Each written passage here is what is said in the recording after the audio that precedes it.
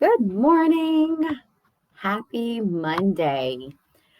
So, I don't know how many of my fellow Resurrection Life churchgoers were able to watch online or even go actually in person to church yesterday and hear the message that came from Caleb Moriam. But if you did not, you should go check out the link that I shared because I'm telling you, you will be blessed.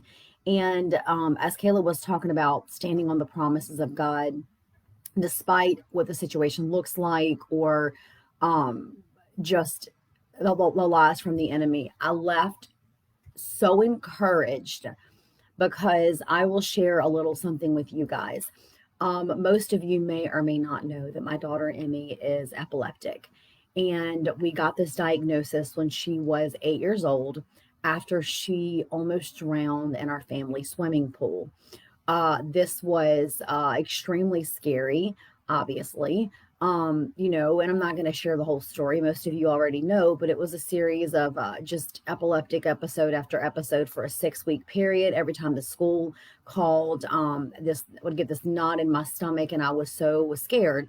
Well, when Emmy was about 5 years old, we were 4 or 5 years old, maybe a little bit younger than that. We were worshiping in church one morning at Resurrection, and Brother Lou was standing behind us. Well, I guess at some point during praise and worship, Emmy had reached behind and touched Brother Lou on the stomach, just playing around like kids do. Well, Brother Lou stopped us after church and he told us, he said, the Lord showed me that she has a calling on her life to reach the people that most would push to the side. She's going to love the unlovable, and he just began to prophesy over her life what she was going to do. And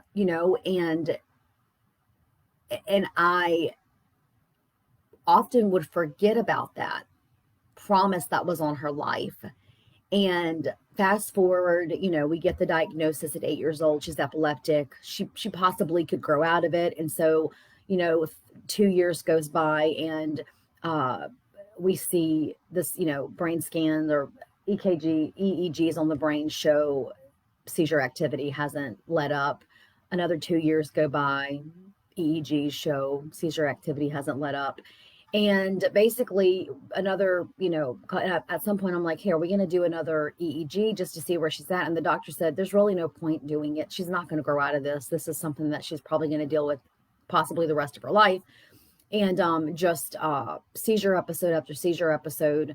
A lot of times when she would not take her medication, she would, have what's called a tonic clonic, and they're very, very scary. It's very difficult to watch your child seizing and knowing that there's absolutely nothing that you can do about it. And so when she was probably like 15, she'll be 17 this year. We maybe not quite 15, maybe 14. We go into the doctor's office, and we were discussing, just her not taking her medication right, blah blah blah. And the doctor began to tell me about the Disney star, I think it's Cameron Boyce, that was diagnosed with epilepsy at 16 years old, and just recently died in his sleep from it. And she told Emmy, you can die from this if you do not take your medication. And she just began to I know she was just doing her doctor duties, but as she began to speak this over Emmy, you can die from this. Like, I wasn't thinking about the promises of God at that point. I wasn't remembering what Brother Lou said, you know, when she was 4 or 5 years old, what she was going to do when she got older, who she was going to touch, and how she was going to reach people for the Lord. I wasn't thinking about that. All I was thinking about is, you're sitting here telling me that I could lose my child to epilepsy. And, and, but I'm telling you guys, the hand of the Lord has been on her every single time she has had an episode. She has been safe. She has been kept. And so Caleb was sharing his testimony about how he had to believe in the promises and stand on the promises that the Lord had given him about one of his children. And again, I don't want to share his testimony. It's his. And so you can go and watch it, and it will literally bring you to your knees in tears at God's goodness. But I started thinking about my own life, and I started wondering, like, I texted my mom and I said, Mom, did I ever get a prophetic word when I was younger and about my life? And she said, April, honestly, I don't remember. And I don't think I ever have. I don't think I've ever had somebody come to me like they did with Emmy and be like, hey, you're going to do this or you're going to do this. But that's okay, because as I just began to think about standing on the promises of God, all the promises I need about my life, all the promises I need about who God is and what he's going to do are laid out in the scriptures. And so I was laying down yesterday. I nap on Sundays. It's my thing. I look forward to it. I love it.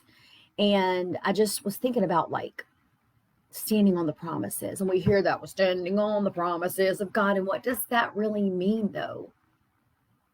When you're standing on something, you're keeping it in place. You're standing on it as a firm foundation. Maybe some of you that will watch this video, you have promises on your life. There's been a clear prophecy over your life, but as time has gone on, the enemy has allowed you to believe that maybe that's not what God meant. Maybe that's not for my life. Maybe I've gone past that and that's not for me anymore. Let me tell you something. God's promises don't change. God is a promise keeper. You can change your mind about God. God does not change his mind about you. If there's been a prophetic word that's been brought over your marriage, over your life, over your children, we must stand firm in that. We must stand on that firm promise from the Lord. And when the enemy wants to tell us, your child could die from this, you're going to stand on those promises and you're going to say, no, because there was a word over her life that said she's going to do great things for the kingdom. She's going to do this when she gets older. And she has. I've saw over the last year or so, her heart began to mold into this person that she was prophesied she was going to be. So I wanted to just give you guys some scriptures for you to understand what the promises are. That if you have not had a promise over your life, here are some things you can stand on. Isaiah 41:10 says, so do not fear, for I am with you. Do not be dismayed, for I am your God. I will strengthen you. I will help you. I will uphold you with my righteous hand. And I've underlined that word will, because I find it so many times that when God is saying something, he's saying, I will, I will, I will. Isaiah 26:3 says, you will keep in perfect peace those whose minds are steadfast because they trust you. When we trust in the Lord, he will keep us in perfect peace.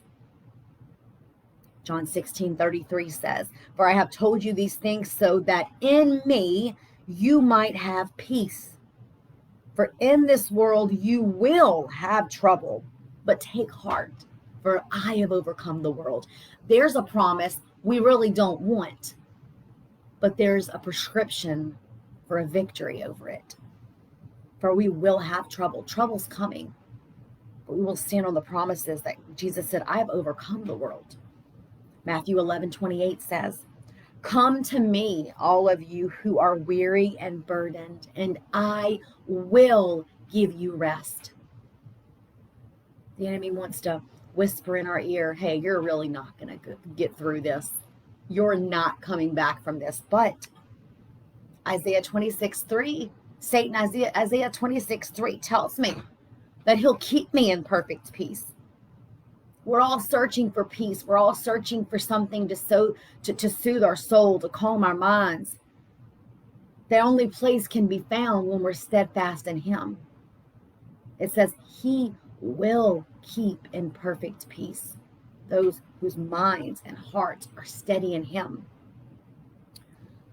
I looked up the word. Y'all know me. I love me some Webster, love me some dictionary. Looked up what the word will means. The word will, the first definition in the Webster's dictionary for the word will, W-I-L-L, is used to express futurity. The word futurity means future time. The word will is a guarantee it's going to happen in the future. Now, that doesn't mean sometimes right now. Sometimes those promises that God says, I will do this, I will do that, I will do it. Sometimes it's a future promise. Sometimes it doesn't come immediately, and that's where the enemy comes in and causes us to have all this different confusion and start to question God. And that's where we get hung up, is because, wait a minute, did God say that? Did I hear him right? Well, God is not one that he would lie. He is a promise keeper. He is a good father. If a good father promises his child that he's going to do something, by golly, he's going to do it. I want you to think about today, reflect during the day. What has the Father promised me? And if you don't have a specific promise, I just gave you 4 right here.